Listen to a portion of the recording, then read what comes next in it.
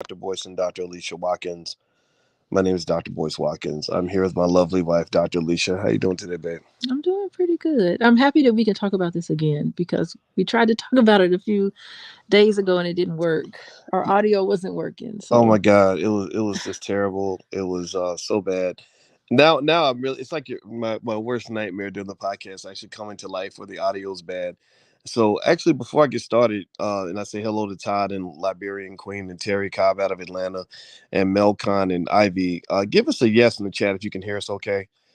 Dennis, can you hear us? Can you hear us? Okay. Carolyn, out of Detroit. Okay, nice. We were in Detroit not too long ago. Give us a yes in the chat if you can hear us. Okay. We are talking about a pretty heavy topic. God, I mean, it's like, oof, this is a tough one. This lady, Nicole Linton, who caused this terrible car accident in California. I mean, just terrible. Drove through an intersection, full speed, killed a beautiful young black woman and her two children, her unborn I mean, child. how many people were in the car? It seems like there was the whole car full of people. I know she's being charged with 6 counts of murder, if I'm not Six mistaken. counts. Yeah, 6 counts of murder, Jeez. and that poor little girl. I mean, just she was headed to one of her prenatal appointments, right? If I'm not mistaken. Yeah, they said she was in her third trimester.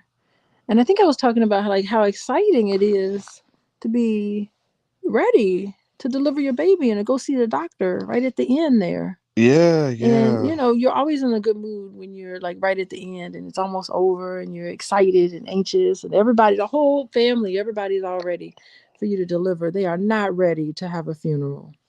no, no. I mean, Not ready. who expects to have a funeral? At a time like this, and especially for a baby, and it's just I mean, and it was so unnecessary, and it's like there are a lot of emotions that go through your mind when you hear about a story like this. I mean, there's just fear of like, oh my God, what if that happened to me? There's anger and like what were you doing? Why would you do this? And then there's just like confusion. I think Well, like yeah, I what mean, happened? there's a lot of confusion because this lady basically left this accident. She caused this accident and she basically walked away. Yeah. Like, how could she have survived that accident? I don't understand it at all. Well, did you weren't you the one who said that like That like in well, at least with now this they're saying that the DA I think was saying that they don't believe alcohol or drugs played a part in this. I'd be curious to see what they mean exactly when they say it doesn't play a role. Does that mean that she was completely alcohol or drug free, or if that means that they just don't believe it played a role, right? But well, they had to.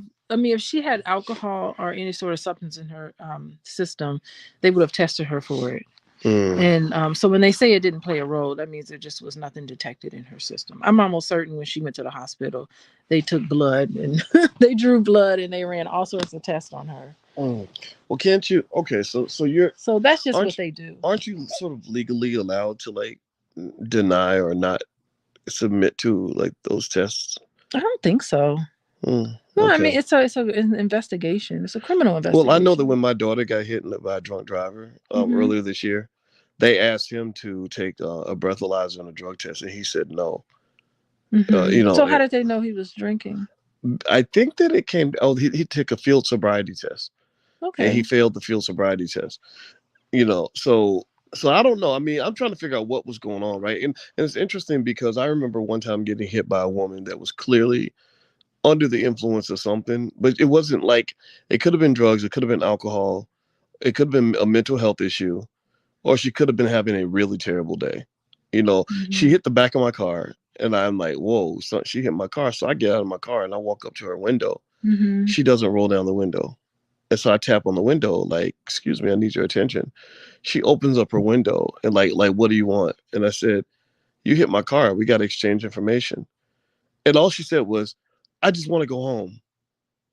And I was like, yeah, I know you want to go home. I do too, but you hit my car. Like, we're going to deal with this.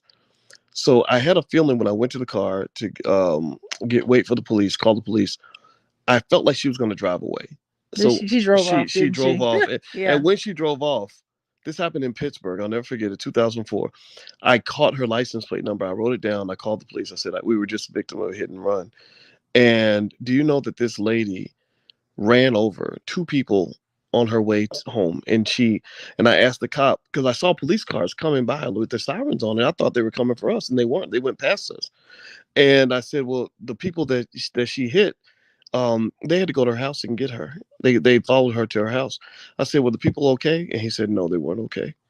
Gee whiz, yeah. Yeah. Well, I think like in hospital, because I used to work in a hospital, and I think that in hospitals they just do a workup on you. They're gonna draw blood, and if it's a criminal investigation like this, I'm not even certain that you can resist.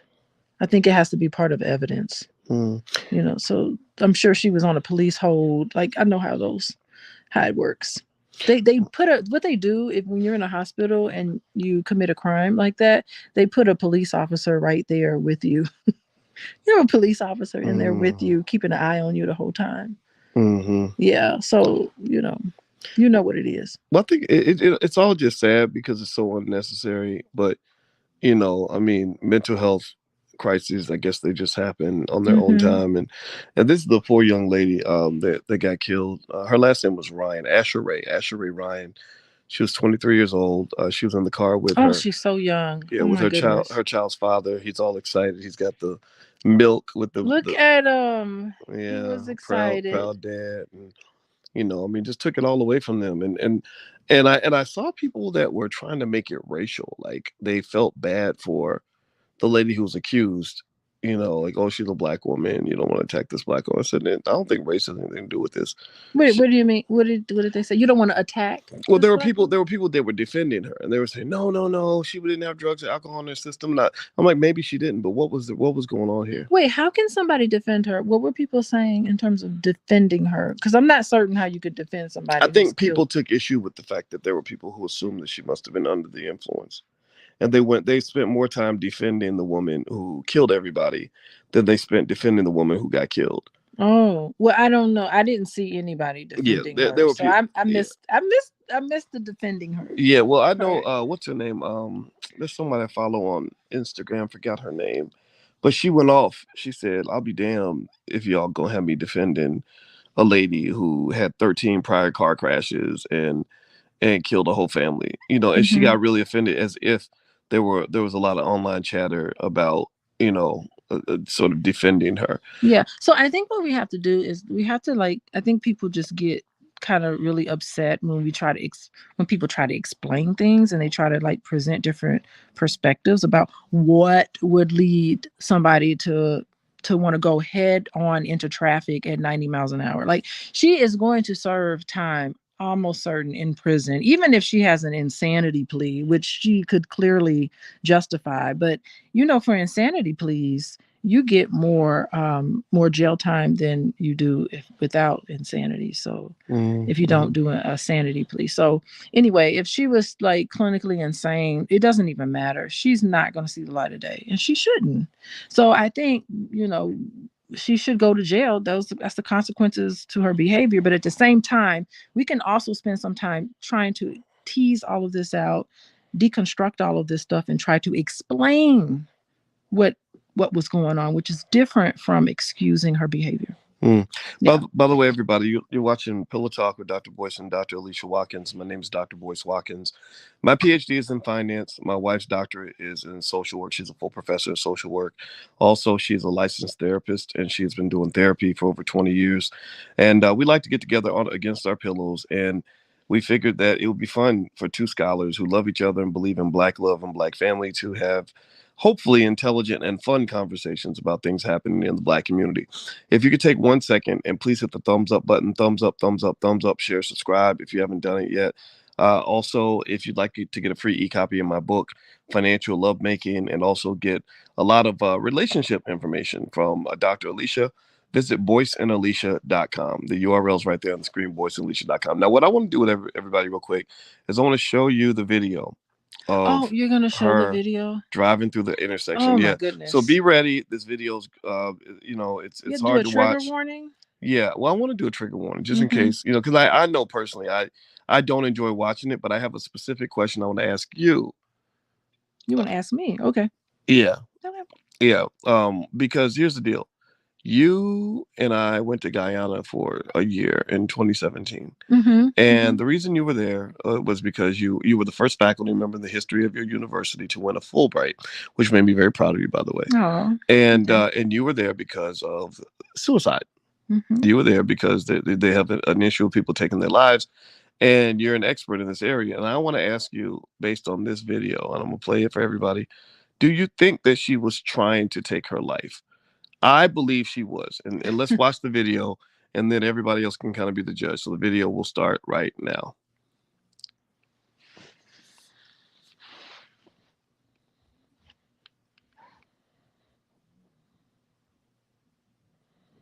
The intersection looks pretty calm right there. Look at that. Just another regular day. Woo! Yeah, she came through Boy. like a bullet. It's like a bullet. I mean, it's like a residential street. Just that is. Look at the fire. And look at the people that are driving past. They can't even believe can you it. imagine going through that intersection? I mean, just like I bet the people who saw that, I bet they can't even get in their car and start driving. I don't even know. bet they are just really affected by this. Yeah, I don't even know if they can hear us talking about this right now. I don't know if the audio. Oh, probably. I have no idea if the audio is muted. Can y'all hear us right now? Okay, I don't think they can hear us. Maybe it is muted. Okay, there we go. Let me pull this down now. So, based on what we just saw, how many of y'all believe that this woman was trying to take her own life? I believe she was, but as you know, Dr. Alicia is an expert on suicide. Or you can hear us. Oh, y'all could hear us. They could hear us. Good thing I didn't say anything crazy, right? Okay, yeah. All right. So, how many of y'all believe that she was trying to take her own life in this video? I mean, that is awful. It's like, how could she not have? The thing is that she was so entrenched in her pain and so entrenched in her own stuff. She didn't even stop to think about how other people could be affected by it. Mm-hmm. By her just driving so reckless. It's like not even any sort of regard for innocent people, because she's in a lot of pain. She's going to transfer this pain over into another family by doing something like this. Well, and it was just tragic and sad. I guess since they can hear us talk, well, or this, I'll show it again. But it's sad to me because that comes off as, that feels selfish to me. But I don't know. Is it because maybe if you're in that much pain, you just don't care about other people? You're not even thinking about it. You're not. It's when you're in this state of arousal, and you're in this state of just anger and upset and arousal, you can only just think about you really cannot think about the other person or anybody else. All you're doing is thinking about the pain that you're in. And it's just sad because people who are in that state, they just they just do things like this. And now she lived, like, that's the poetic justice part about it, is that she is alive to have to deal with the consequences of her behavior. Yeah. I mean, she's got to sit in that courtroom and probably look at the family of the victims of that night, of that day. And she's got to face them. She sure does. I mean, how awful. Well, I also read something that was really interesting when they were trying to dissect the source of her heartbreak. And in 2017, she was actually engaged to be married to a brother that happened to be a friend of Usain Bolt's. He was a track athlete in Jamaica. And I don't have the brother's name in front of me. His last name was Mason. And so Nicole was engaged to marry this brother in Jamaica.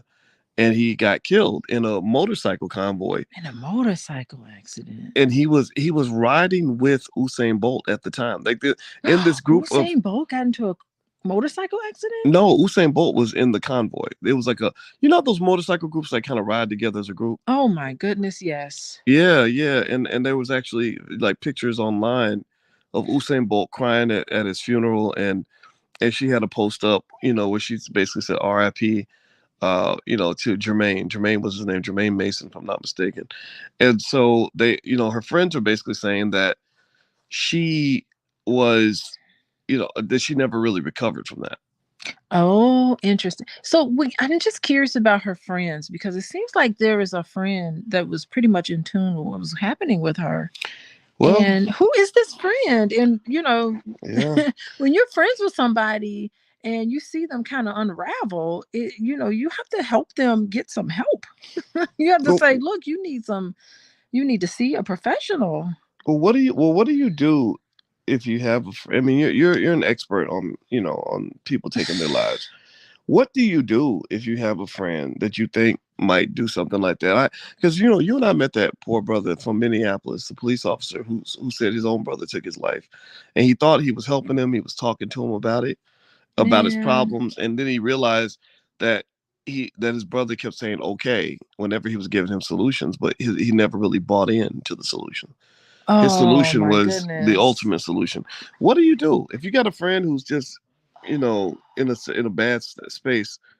Like what's some healthy ways to kind of respond I to mean, that, Miss Expert? you definitely need to get them into some treatment. It would be really nice if you reach out to other people. So I know, if you have a friend and you know that they're really struggling, you reach out to other people. So you get a team of people together. You call their mama, call their dad, call get in contact with their child or whoever's important to them, and all of you all put your heads together and say, we're kind of concerned about Nicole. Her name is Nicole. We're kind of concerned about Nicole. She's telling me this. What is she telling you? Let's all check in on her. Let's see if all of us can do an intervention. See if all of us can. You can even reach out to a helping professional and have them come in and say, listen, we're really concerned about our loved one. Let's get them some help. So an intervention would be really nice. Mm. Yeah, for Well, sure. well, they said that she suffered a broken arm and a broken foot and a broken wrist in the accident. Oh, And really? it was Okay. her airbag. Apparently, Mercedes must have really good airbags. So the airbag made the difference. The LA Times also says that Linton was charged Monday with 6 counts of murder and 5 counts of gross vehicular manslaughter. Yeah. The vehicular manslaughter charges are for the deaths of the 4 adults and the baby, who was about 2 weeks shy of his first birthday. Ryan's unborn child cannot be included in those charges. Linton faces up to life in prison if convicted of all charges. So her bail was set at 9 million, but they said that she's a flight risk because she was set to leave LA and travel to Hawaii for her work as a traveling nurse. Yeah, you mentioned something about her history of mental health issues, and why would that hospital hire her knowing that she had mental health issues. And I think earlier when we were talking about this topic, I don't think that we need to get into some space where we're stigmatizing people with mental health. There are people with mental health issues that live very full lives, Right. and they get it under control, and they can be married, have children, you know live a life that's normal as long as you get it under control. It's like somebody with high blood pressure. You take your Wait, medication. hold up, Wait, what? hold up, hold up. What? No, What? no, I'm What? sorry, but I'm gonna have to stop you with What that. you saying? I respect your expertise, babe, and I What? think Wait. What I are you think, talking about? I think you're cute. But I would not put mental health issues, especially those that could be dangerous, homicidal, suicidal, etc., on the same level as high blood pressure. Ain't nobody killed nobody because they got high blood pressure. Now you might No, kill no, no, no, yourself. no. That's not what I'm saying. What I'm Okay, saying is go that ahead. you were the idea came up that because how could this hospital hire her knowing that she had mental health issues? Mm-hmm. So what I was saying is just because you have mental health issues doesn't mean that you can't live a full life. Okay. It's the fact that she didn't get it under control. Like you need to get your diabetes under control. There's medication for that. There's medication for and treatment for people with mental health issues. Well, Hmm. I don't disagree with Yeah, that. I that's mean, all I was saying. I think clearly people with mental health issues, um, they shouldn't be stigmatized, right? But I Right. think the question is here's the big question. And actually, before I mention that, I want to ask everybody: could you please take 1 second, hit the thumbs up, share, subscribe button. You are watching right now, watching Pillow Talk with Dr. Boyce and Dr. Alicia Watkins. My name is Dr. Boyce Watkins, and this is my wife, Dr. Alicia Watkins. And she sees clients on a regular basis. She helps lots of people with relationships, and she's also a big matchmaker and all these other things. So if you're interested in learning more about what Dr. Alicia does, and her doctorate is real. It's not, it's not one of those internet doctors. We went through real trauma to get it. Oh You my can go you can go gosh. to coachingwithdralicia.com and take a look at the services she provides. And you can also follow her on Instagram at Coaching with Dr. Alicia. Now back to Nicole Linton. Here is to me Mm-hmm. the mental health issue that crossed that line between just somebody having some issues versus somebody that could be dangerous. Right, And people have right. mentioned this in the chat. This lady was involved with 13 car accidents before this one. 13 accidents. Now I'm gonna ask everybody, give me a yes or no in the chat. Yes or no, yes or no. In your whole entire life, how many of you give me a yes if you have had less than 13 car accidents in your life? Give me a yes in the chat, and I'm looking for one no. I'm looking for that one person we need to go do an intervention who has had 13 or more accidents. Give me a yes if you have had less. Give me a yes if you had less than 13 accidents in your life. Okay, Where she Dennis. caused the accident, where she was on a, she I caused it, don't or was care. it? I don't care. You could be the most unlucky person on the planet, but you I ain't know nobody. people that get in Ain't accidents nobody. all the If time. you get hit 13 times, that means you ain't paying. So you doing Yeah, something wrong. I ain't getting in the car with you. Nobody gets that unlucky. Yeah. Exactly. Mm-hmm. That means the devil has cursed your soul. God has forsaken you. Seriously, I 13 accidents is a lot. That is a lot. And that what it makes me think about.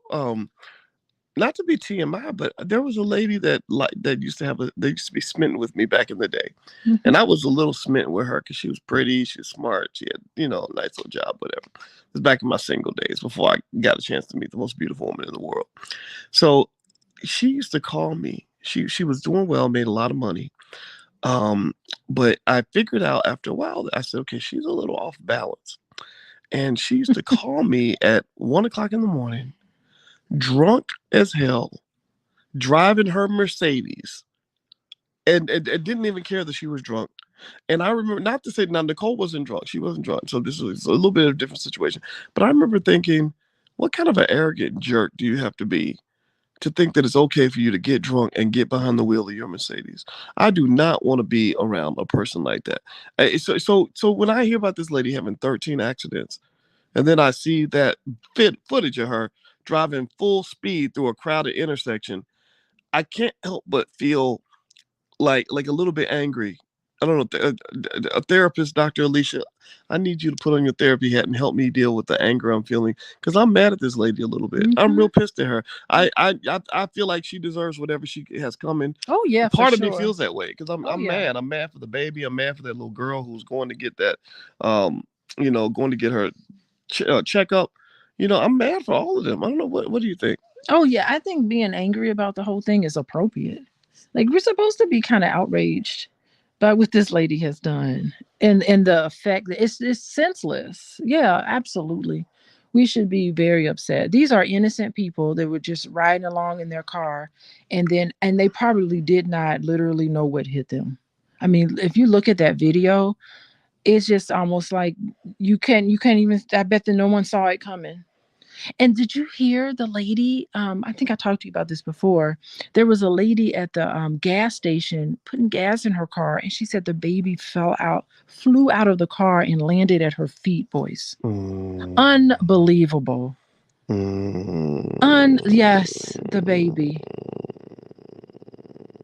I mean, that is just, oh my goodness. I couldn't even imagine Well, what that's like. well, here's more information just in case Okay. anybody's interested in the backdrop. So Nicole Linton, she let's see here. They said she took a cocktail waitressing job after she lost her job as a sales manager for GM due to company restructuring. Her life unraveled after the 2017 death of Olympic silver medalist Jermaine Mason. So this is according to the Daily Mail. Jermaine Mason, who she had told friends that she planned to marry. Mason was killed in a motorcycle accident while riding in a convoy in Jamaica with a group of athletes, Jesus. including his close friend, sprinter Usain Bolt. So she was engaged to Jermaine years ago, and apparently they were close. And she was going to marry Jermaine. Jermaine gets killed. She's now facing 6 years, 6 charges of murder following last Thursday's crash, and faces up to 90 years in prison if convicted.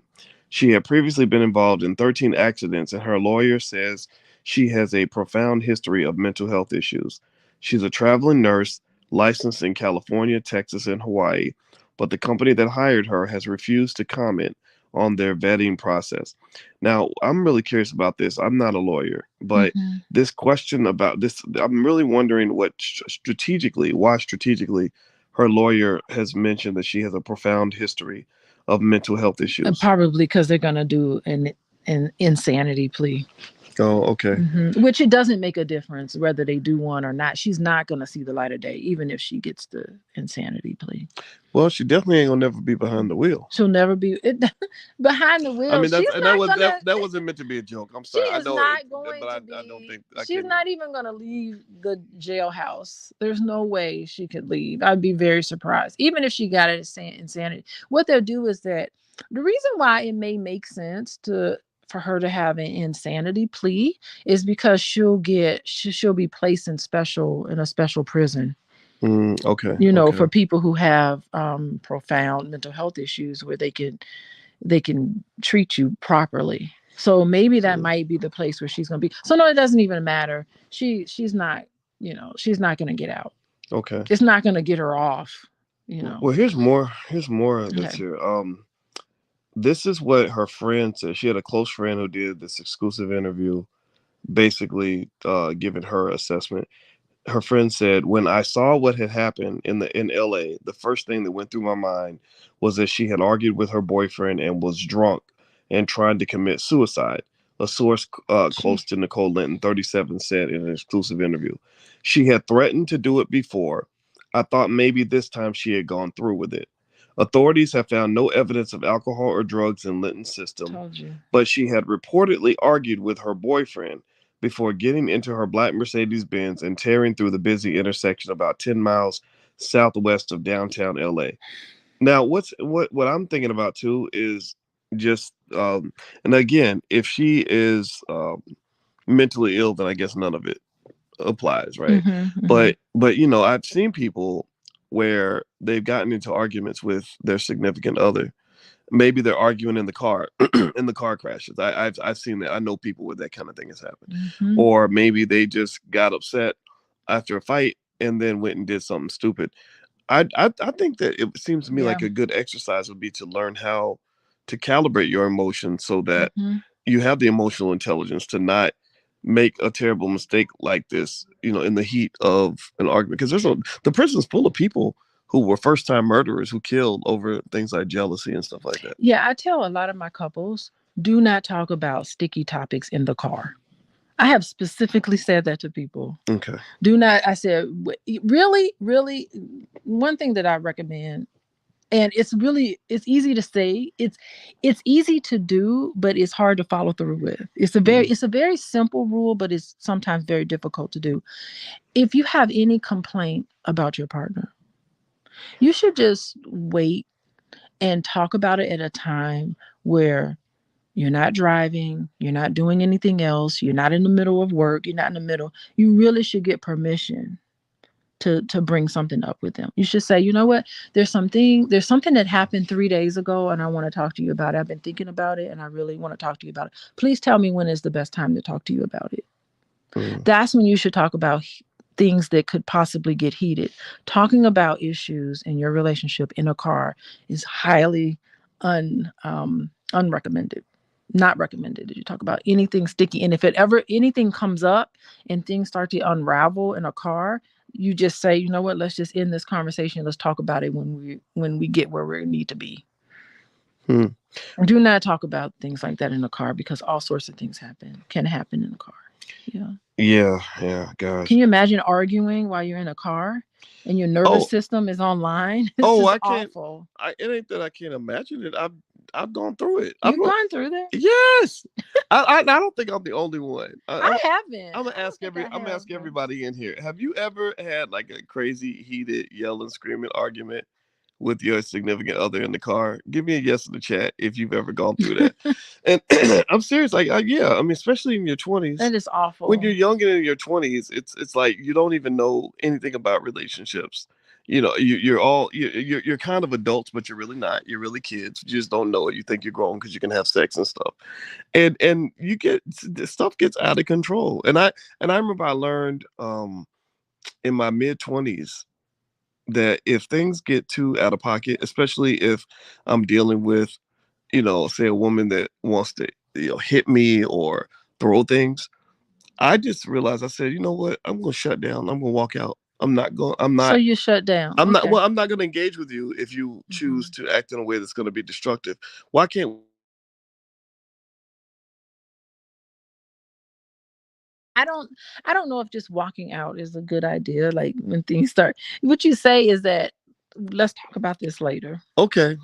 So you just don't walk out just by walking. Okay, well, maybe you owe it to your partner to say, I see that things aren't going that well. Let's gather our thoughts.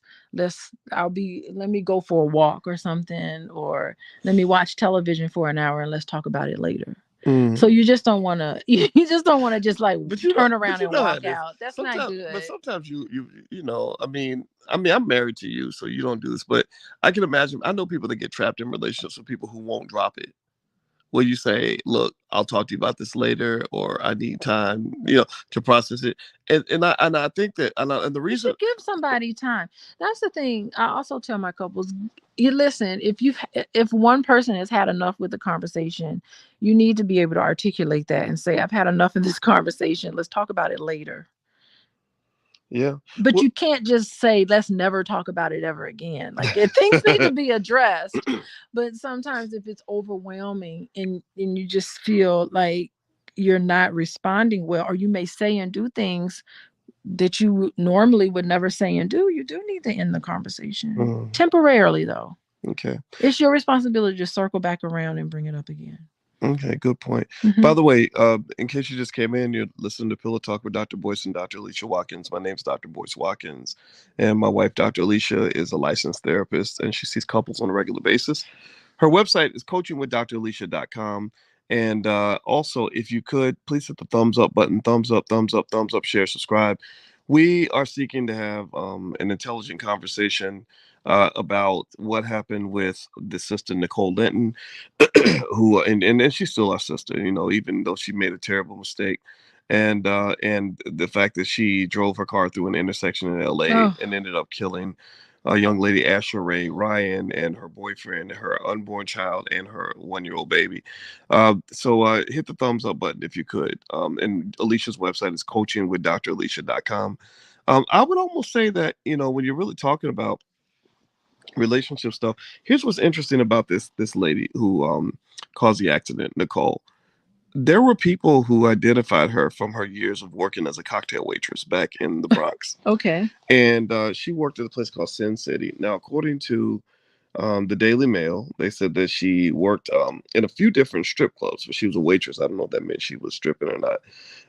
But one's called Club 11 and one's called Sin City in the Bronx. Those who knew her then recalled her as a sweet and helpful girl.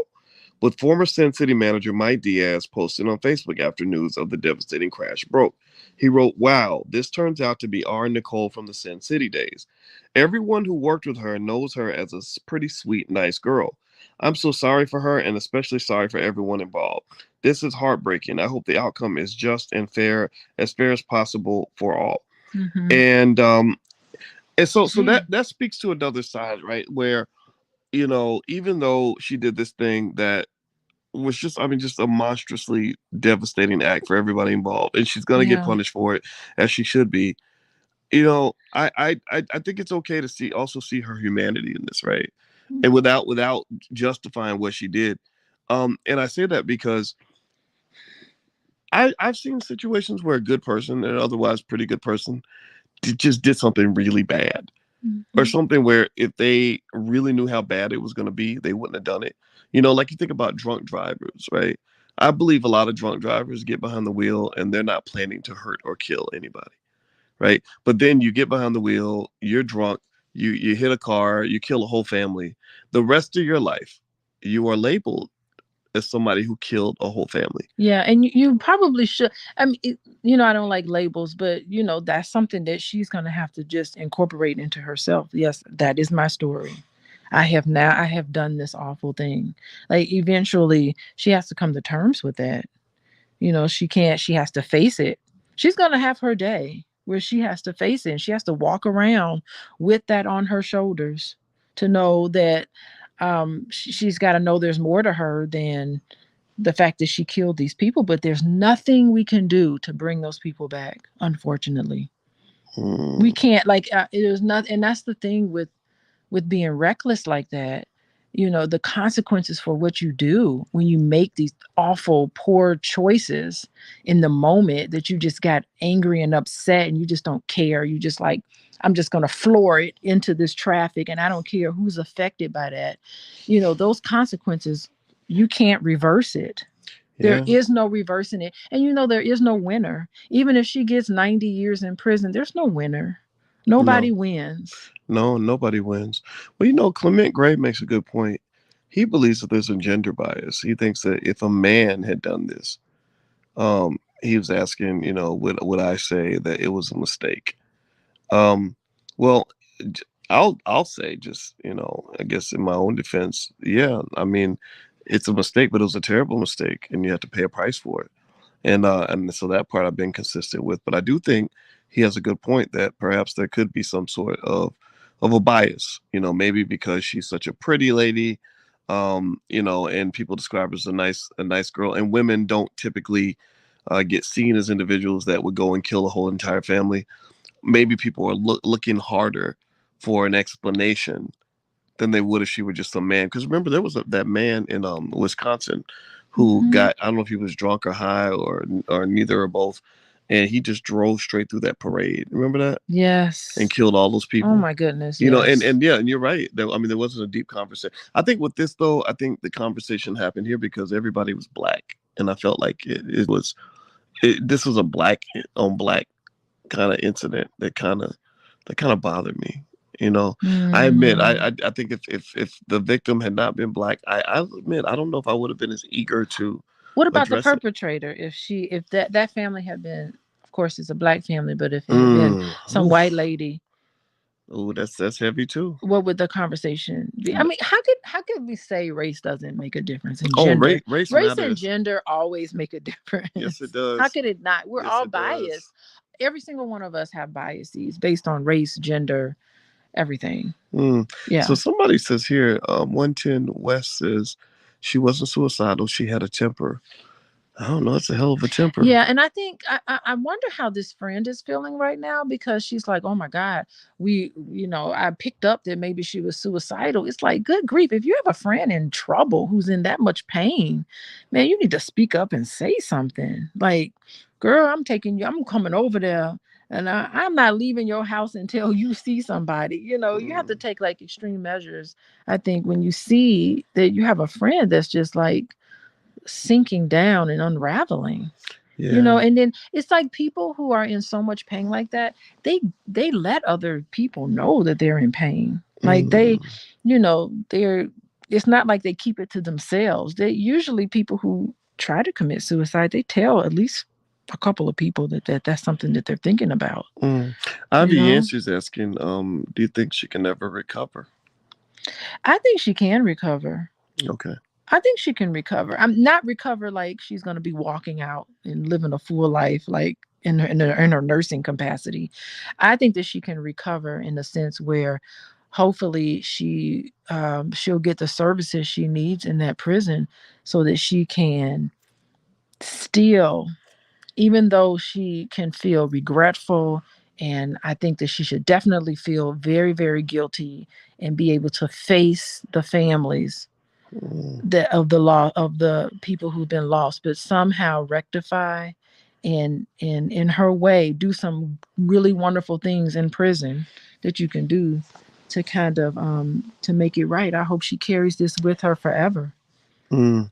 Yeah, and Mm-hmm. she will. Mm-hmm. I mean, Mm-hmm. her life has changed forever, and it's sad to watch. There are wonderful things people can do in prison to kind of make up for some of the things that they've done. Yeah, well, Yeah. prison. I'm thinking if you use it right, it Yeah. can become a place where you can really Oh, please, improve yes. yourself. People have written books in prison. People Mm-hmm. have done all sorts of really wonderful things with assistance, of course. Mm-hmm. Yeah, I never think it's over for anybody. I always have hope for everybody. Well, let's have hope for her. It's never too late.